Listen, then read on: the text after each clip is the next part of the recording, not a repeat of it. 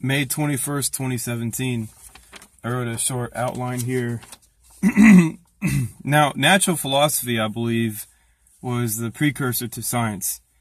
Natural philosophy meaning you take what you observe in the natural world and you draw conclusions based off of patterns that are actually observed, absent a method and absent bureaucracies, absent peer review.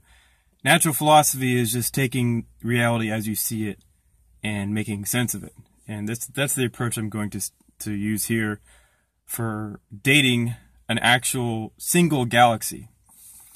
Now, with a leaf in a tree, with the cycles of the seasons, a leaf, will stay on a tree for about 6 months to 8 months, and then it falls off, and then the tree renews all its leaves in the springtime.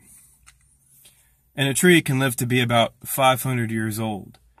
But the leaves, they come into existence, and they grow, and then they die, they grow, and they die repeatedly.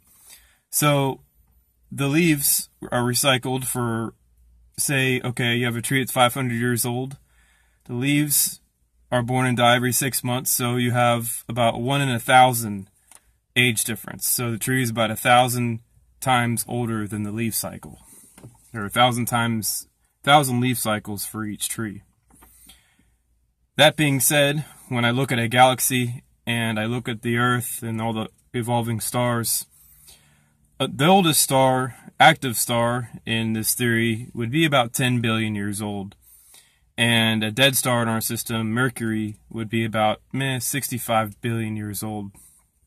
So you take those objects and you relate them to a tree.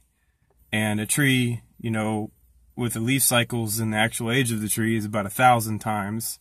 So I say take between 10 and 65 billion and multiply it by 1,000 each.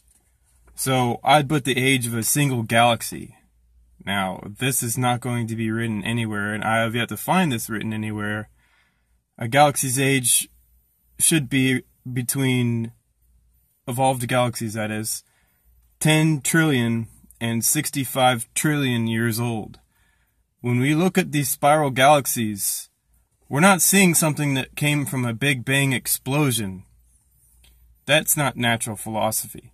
That would be like going to the Amazon forest and saying, wow, these trees are 500 years old. Well, the forest must be 500 years old, and it must have just appeared here from a giant explosion. That doesn't make any sense at all. It makes much more sense to use natural philosophy to determine what's going on here.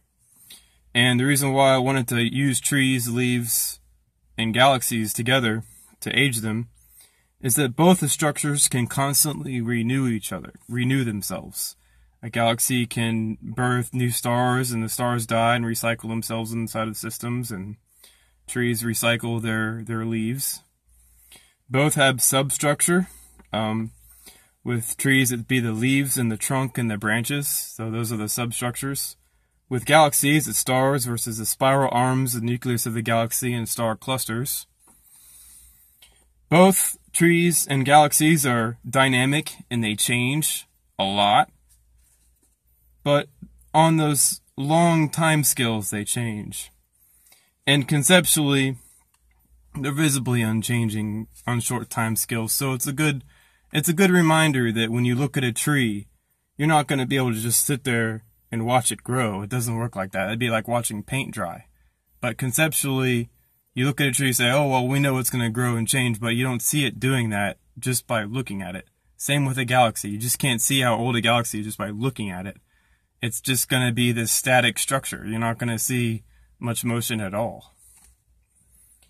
And they both populate areas in large numbers. The relation here would be force and galaxy clusters and superclusters. So when you look at some astronomy related things where it shows, where the Hercules superclusters are and the Virgo supercluster, look at those as force of galaxies. And picture a galaxy as a single tree. The universe is very, very, very vast. And to really conceptualize what's going on here, it'd be better to look at it like that versus the establishment dogmas version where it all just popped into existence, which makes just as much sense as saying the Amazon jungle or the Congo or the rainforests of Washington state just popped into existence. That's not sound science. That's not sound philosophy. That's not sound anything. That's just making something up. That's just going off into oblivion. But one day we'll get rid of that and replace it, and I think this is the better philosophy for doing that. Alright, you guys.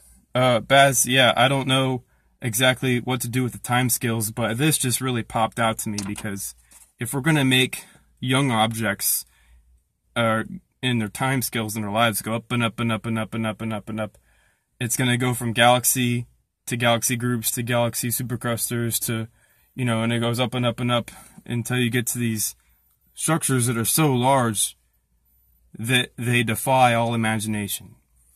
Essentially, the more you scale up size-wise in the universe, the older and older things get, to the point to where you can scale up forever size-wise, and the time scales also size-wise, those go up too. So eventually you get to a point to where time doesn't really have any meaning, and it becomes apparent that the universe is eternal. There's no beginning or end. Alright, I think I explained that enough. Alright, y'all, take it easy.